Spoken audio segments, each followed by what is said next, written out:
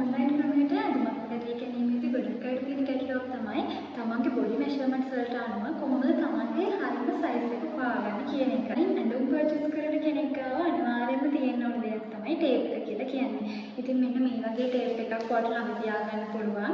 ඔයා නිතරම online pages වලින් ඇඳුම් ගන්න කෙනෙක් නම් මීට වඩා පල්ලෙන් අඩු ටේප් එක තියෙනවා රුපියල් 40කට 45කට විතර. මේක නම් රුපියල් 300ට වැඩි. එතකොට මම වෙනදපලේ මිල ගණන් හරියටම දන්නේ නැහැ. හැබැයි ඔයා ඔන්ලයින් බිස්නස් එකක් කරන කෙනෙක් නෙවෙයි නම් ඔයා ඇඳුම් ගන්න විතරක් නම් ටේප් එකක් පාවිච්චි කරන්නේ. ඔයාට මේ ටේප් එක එච්චරම ප්‍රයෝජනවත් නැහැ මෙච්චර එකක්. ඉතින් අර 45ට 40ට වගේ තියෙන ටේප් එක පාවිච්චි කරලා නම් හොඳටම ප්‍රමාණවත්. එතකොට ඔන්ලයින් බිස්නස් එකක් කරන කෙනෙකුට මේ ඒ ටේප් එක පාවිච්චි කරන්න ටිකක් අමාරුයි. මොකද ඒකේ පොතු ගෙලවිලා යන්න බලනවා. ඒක කැඩි කැඩි යනවා.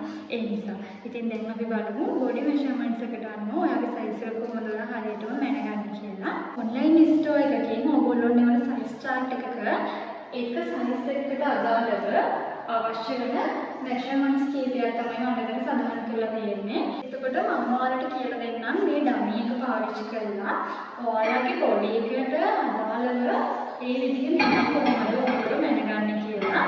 ඉතින් එකටම තියෙන්නේ අපිට ෂෝල්ඩර් එක.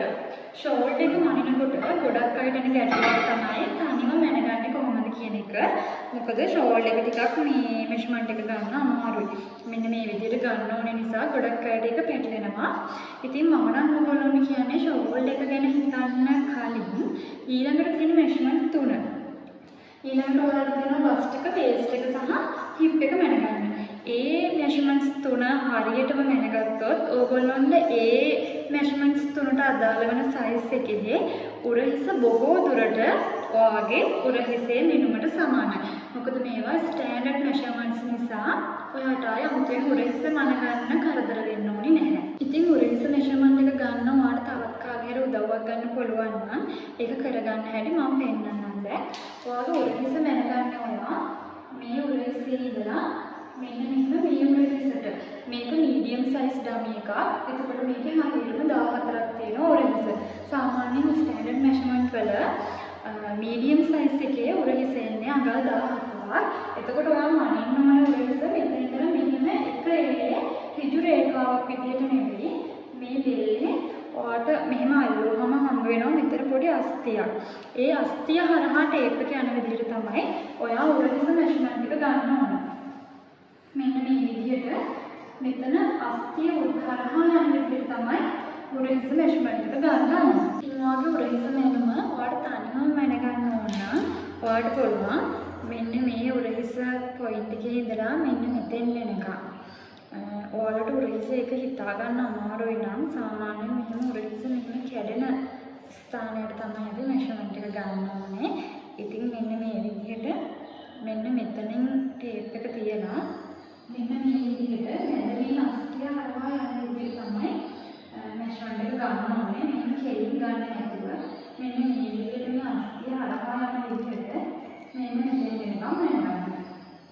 එතකොට මම ඔයාලට කිව්වා මම මීඩියම් සයිස් කෙනෙක්. ඉතින් එතකොට හරියටම අඟල් 14ක ප්‍රමාණයක් මට එනවා මෙෂර්මන්ට් එක.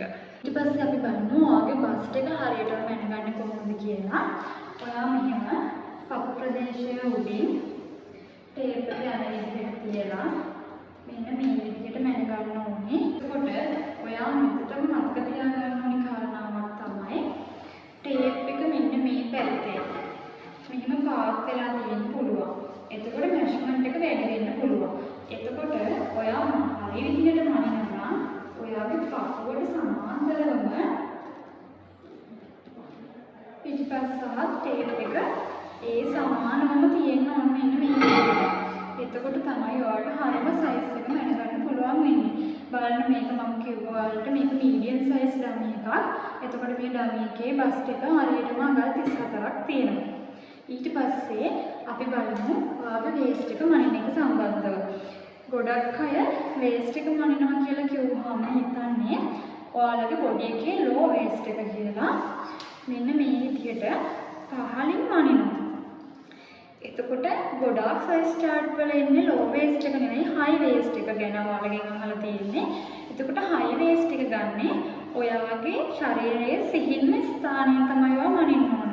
ඔයාගේ ශරීරයේ සිහින්න ස්ථානයේ අල්ලනකොට මේ දෙපැත්ත ඔයාලට තේරෙනවා ගොඩක් සිහින් කියලා.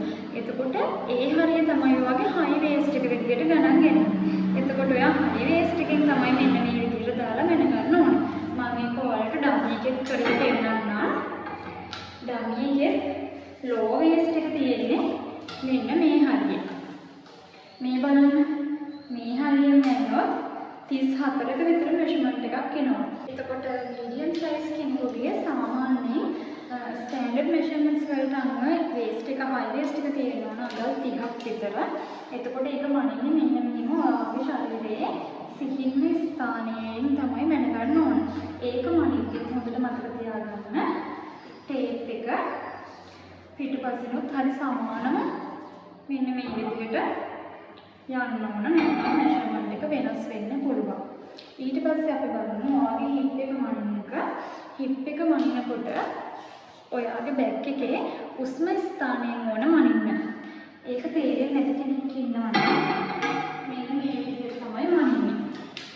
ඔයාගේ බැක් එක මෙන්න තියනවා නම් ඔයාගේ බැක් එකේ උස්ම ස්ථානයෙන් මෙන්න මේ ස්ථානයෙන් නහා යන විදිහට තමයි ඔයා මෙෂර්මන්ට් එක ගන්න ඕන. එතකොට හිප් එක මනිනකොට ඔයා බලන්න ඕන ප්‍රධානම දේ තමයි ඒක උස්ම ස්ථානයෙන් ගිහිල්ලා ඔයා මෙෂර්මන්ට් එක ගන්නකොට මෙන්න මෙහෙම ටයිට්වට නැතුව ගොඩක් ලූස්ටත් නැතුව ගන්න. දැන් මම මීඩියම් සයිස් කෙනෙක්. එතකොට හරියටම වගේ 38ක් එනවා හිප් එක. එහෙම නොවන අයත් ඉන්නවා. එතකොට ඕගොල්ලොන්ට එතනක් ප්‍රශ්නයක් එන්න පුළුවන් කොහොමද අපි හරියටම සයිස් එක හිතාගන්නේ කියලා. මම මෙහෙම උදාහරණයක් කියන්නම්. ඕගොල්ලෝ හිතන්න ඔයාලගේ පපු ප්‍රමාණය. අඟල් 34ක් තමයි මීඩියම් සයිස් කෙනෙකුගේ සාමාන්‍ය සයිස් chart එක අපි සඳහන් කරන්නේ. එතකොට ඔයා මීඩියම් සයිස් කෙනෙක් වෙලා ඔයාගේ පපුව සාමාන්‍යයෙන් අඟල් 35ක් විතර තියෙනවා කියලා හිතන්න. එතකොට අඟල් 35ක් විතර තියෙනවා නම් ඔයා තෝරගන්න ඕන 34ද 36ද කියන එක ඔයාලට ප්‍රශ්නයක් එනවා. මොකද සයිස් chart එක sizes සඳහන් වෙන්නේ අඟල් දෙකෙන් දෙකට. ඒ කියන්නේ මීඩියම් සයිස් එකේ පපුව ප්‍රමාණය 34යි නම් ලාර්ජ් සයිස් එකේ පපුව ප්‍රමාණය 36ක් වෙනවා. එතකොට ඒ අතරමැද අගයක් ආවම ඔයා චුට්ටක් හිතන්න පුළුවන් මම තෝරගන්නේ මීඩියම් එකද ලාර්ජ් එකද කියලා. එතකොට මම නම් ඔයාලට කියන්නේ ඔයා අනිවාර්යෙන් ලාර්ජ් එකට යන්න. මොකද ඔයාලට සයිස් එක වැඩි වුණොත් පොඩ්ඩක් හදාගෙන හරි එක අඳින්න පුළුවන් සයිස් එක මදි වෙනවට වඩා.